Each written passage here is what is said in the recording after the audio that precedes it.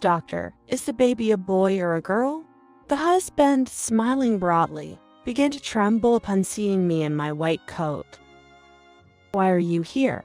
Usually, I don't reveal the gender, but this time, I decided to surprise him by announcing it. "My name is Alicia, a 45-year-old doctor. I live with my husband and a high school freshman son. I work as a gynecologist at a university hospital. And my husband, Charles, used to be an office worker. From the beginning of our marriage, my salary was higher than his. The apartment we now live in is the one I had before our marriage, which my husband moved into after we got married. At first, he complimented it, saying how magnificent my apartment was. But recently, he has started to complain. "I'm getting tired of this apartment. Should we sell it and move to a new one?" My husband, who doesn't pay rent, is unaware that the apartment is rented and is thinking of selling it. I rented this apartment a year after becoming a doctor without much thought, choosing a spacious and impressive property. My high salary made me feel more confident, and I thought it would be nice to live with my parents in the future. Back then, I had no plans of getting married or having children. But as I approached 30, a friend introduced me to Charles, and we got married somewhat impulsively and had a child. I was glad to have rented a large house. My father passed away a few years ago, and my mother, living alone in the family home, is still healthy but refuses to live with us. "If I live with you, Charles will be uncomfortable, right? She always refuses to live with us, considering my husband's feelings.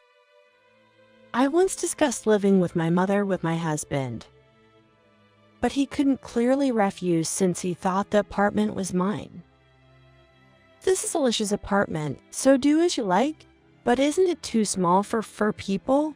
So I stopped discussing living with my mother as my husband didn't seem enthusiastic. There was an unused room in the apartment, and it seemed okay for my mother to live with us. But both she and my husband seemed to be considering each other. The tension between my husband and my mother started when she came to help me after childbirth, as my husband didn't help at all. Initially, he helped with household chores, but soon stopped. Even during my pregnancy, leaving all the housework to me. As my due date approached, I returned to my parents' house. And while resting there after the birth, I complained to my mother. Thinking about doing everything myself once I returned to the apartment is daunting. Hearing this, my mother was surprised that my husband didn't help with housework. My father, who was healthy at the time, worried about me and suggested that my mother should go help me. When I returned to the apartment with my son and mother, my husband was surprised but took it for granted when my mother did the housework. "Alicia, you married a difficult man." My mother sighed, and I realized it too, especially after my son's birth. She helped us for about 3 months until I had to return to work. Fortunately, there was a daycare at the hospital, so I could leave my son there and return to work. When returning to her home, my mother told my husband to help with housework and childcare. My husband agreed seriously, but when she left, he stopped doing anything. "I'm busy with work, so I can't manage housework or childcare." He made excuses, but he didn't contribute to the living expenses, spending his salary as he wished. If he paid all the living expenses, I could become a full-time homemaker. But in reality, we couldn't live if I quit my job. My husband knew we could live on my salary alone, So when I asked him to contribute to the living expenses, he lied. I have a lot of payments this month, so I can't contribute. I'll start contributing to the living expenses next month. When I found out it was a lie and asked about the payments, my husband got angry and left the house. Eventually, he didn't pay for the expenses next month either, and I felt silly for not confronting him about it. Our son, who has seen my husband's behavior since he was young, doesn't get along with him. And I haven't seen them talk together since he started elementary school. In fact, in my husband's absence, our son said, "I never want to be like Dad, even though we all live together now. It's like Dad isn't part of the family." Hearing this made me reflect. I was busy too and never seriously complained about my husband not helping with housework or childcare. I felt guilty towards my son, but recently my husband has become increasingly selfish. He comes home late, sleeps until noon on his days off, and leaves without eating. We barely talk anymore, and I knew I had to think about our future, especially for our son's sake. Then, a young pregnant woman came to the obstetrics and gynecology department where I work. Possibly a high-risk pregnancy. She had been confirmed pregnant at a private clinic, but was referred to us due to complications. She was young, but that's not uncommon in our department. However, what her male companion said caught my attention. "Even if the kid is born, I don't have money. What are we going to do?" The woman answered confidently when the man spoke in a low voice. "It's okay.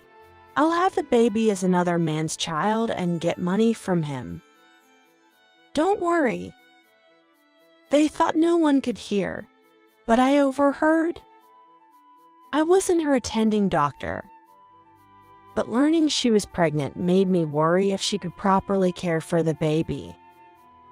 I could have offered counsel if I were her doctor, but I was soon to be dispatched to a public hospital due to a shortage of gynecologists. I had agreed to help out as many hospitals are experiencing a shortage of obstetricians and gynecologists.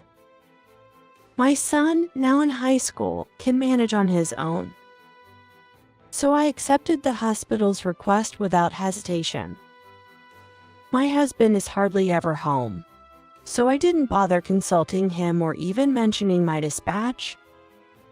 A few months after being dispatched, a familiar young woman came into my office, the same woman from the university hospital. I remember the young man worried about not having money to raise the child. She didn't seem to recognize me, but the coincidence struck me. When I asked why she switched from the university hospital, she gave vague answers. So I imagined she had broken up with a young man and moved. After showing her the ultrasound and reassuring her that her baby was doing well, she looked relieved but was concerned about her recent weight gain. I intended to give her a brochure on nutrition for pregnant women but found it missing. So I stepped out to ask a nurse. Returning, I found a man sitting next to the pregnant woman. A nurse mentioned her husband arrived late. I recognized his back and felt a sudden rush of anxiety.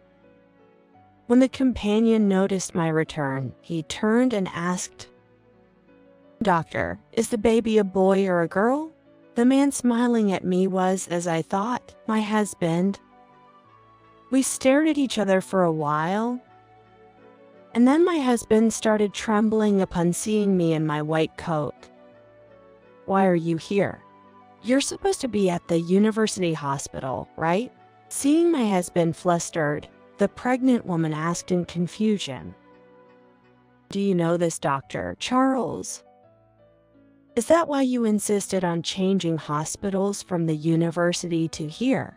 It seems my husband, knowing his mistress was being seen at my workplace, suggested this hospital to avoid me finding out. I was relieved to learn of his infidelity but didn't know what to say in my anger. My husband was shaking in panic, and I was furious. Yet the mistress seemed clueless about our situation. I heard this hospital doesn't reveal the baby's gender. But since you know Charles, you'll tell us, right? Hearing her nonchalant words made my anger feel silly. We usually keep it a secret, but I'll make an exception for you. It's a boy. The mistress, thinking I revealed the gender as a surprise, was overjoyed. In contrast to the elated mistress, my husband fell silent and tried to flee the examination room. I stopped him and revealed the truth to the mistress. Charles is actually my husband, but it seems he wants to remarry you, so I'll divorce him. The mistress was shocked by my words and sought confirmation from my husband. But he, seemingly desperate to escape from me, left her behind and walked out. I handed the bewildered mistress the brochure about pregnant women's diet and followed after my husband. The nurse with me was also surprised by the unexpected turn of events and seemed troubled, thinking I was angry. It's embarrassing that you had to see that. But let's continue with the examinations, shall we? Saying this, I attended to the next patient. That night, I waited, wondering how my husband would return home, but he never came back. It was too shameful for him to face me and the mistress after demanding to know the baby's gender. Although I had resolved to divorce my husband as I told the mistress, I was unsure whether to inform her that the child in her womb was likely another man's. The father, according to what I overheard at the university hospital, seemed to be a young man, but there was a chance it could be my husband's. Observing my husband's behavior, I decided whether to tell her or not. More than the child of another man, I was concerned about what our son would do if we divorced. So I asked him directly, "Your father and I are planning to divorce, but what will you do?" My son immediately answered that he would stay with me. Even though he said he'd stay with me, it was my husband who would have to leave, as the apartment we lived in was rented by me. To my son, my husband didn't seem like a parent, and he even said he would be happy if my husband left. Although I expected my son to stay with me, I was glad to hear him say it. The next evening, my husband returned home with a grim face and presented me with divorce papers. I assume you understand, so just sign this. After I signed the divorce papers, my husband seemed slightly relieved and then started talking about something unexpected. Let's discuss the division of property through a liar. With this apartment and your savings, it'd be troublesome without a professional, right? Expecting an apology and instead hearing about property division disappointed me. I realized he was even worse than I thought. There was no need to tell such a man the truth about the child. After confirming a date to bring his lawyer, my husband left the apartment without an apology. A few days later, my husband arrived with a lawyer. I had prepared the apartment lease and bank statements. The lawyer, seeing my assets, told my husband there wasn't enough for a property division. That can't be right. She's a doctor. She must have significant savings.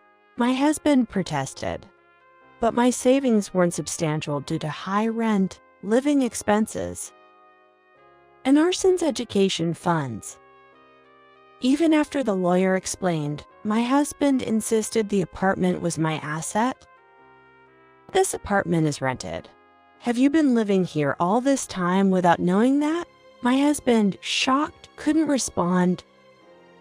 Realizing his mistake, he was at a loss, so I made a request to the lawyer. My husband had an affair, so I'd like to file for compensation and child support. Could you handle the procedures?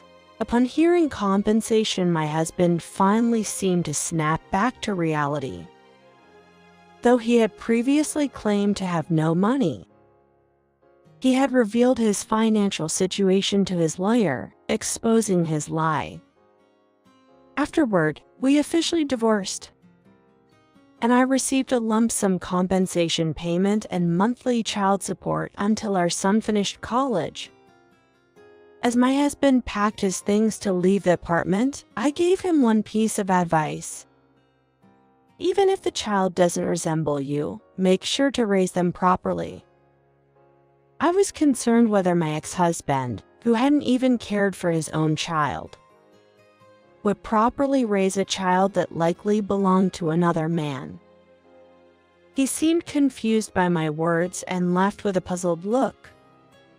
The mistress, understandably, switched to another obstetrics clinic, and I believe she's due to give birth soon. Then, my ex-husband called me. The baby was born, but I feel like he doesn't resemble me at all. Is it because he's a newborn? No, but still. You know something, don't you? Remember what you said before we split up? To the frantic ex-husband, who wasn't convinced even after I told him all newborns look alike, I suggested doing a DNA test. About a month later, while I was relaxing at home, my ex-husband called again. Thinking the DNA test results were in, I answered the phone. The baby isn't mine. You knew, didn't you? You deliberately didn't tell me? I told the ex-husband, who sounded like he was on the verge of tears, that as a doctor, I have a duty of confidentiality and can't disclose information about patients. According to him, the mistress who remarried him before the DNA results came out had left, abandoning the baby. Knowing the baby wasn't his, she apparently took everything valuable and disappeared. Even if there's no biological connection, a child born within a marriage is legally your child. So, you must take care of him. It's also a way of atoning for the mistakes you've made. My ex-husband was shocked and unable to respond. I didn't tell him that there were ways to legally sever ties with a child not biologically his, as I couldn't forgive him. It's your own fault. Deal with it yourself.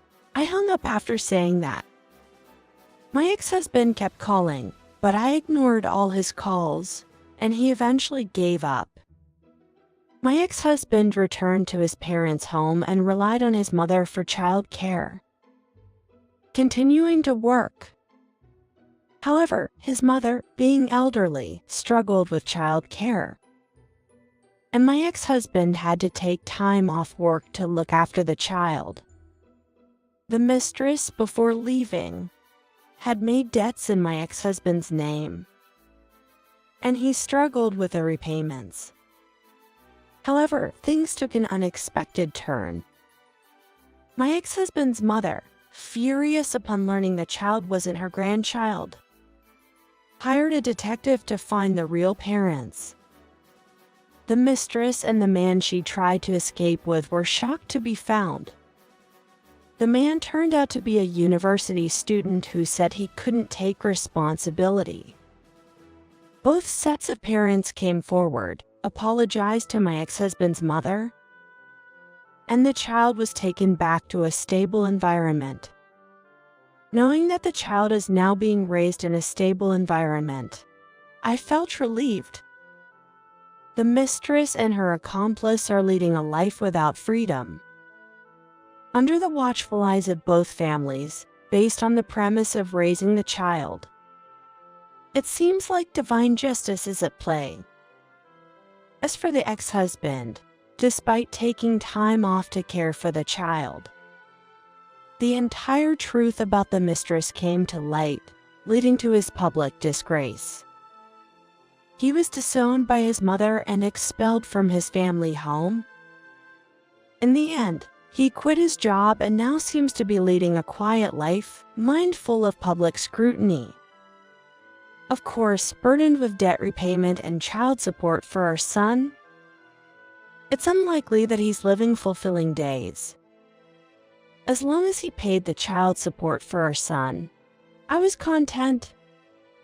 With my ex-husband gone, my son and I experienced significant changes in our lives. When I told my mother about the divorce, she wanted to live with us, so we started living together. As a doctor, I have night shifts, and while my ex-husband didn't do anything, my mother prepares meals and provides company, which makes my son happy. When it was time for my son to report his career path in high school, he said he wanted to be a doctor. To become a doctor, you'll have to study even harder than now. Jokingly, I said this, and my son laughed and replied, "And I'm like, Mom, so it'll be fine." Even if his aspirations change, I want to support him in whatever path he chooses to follow.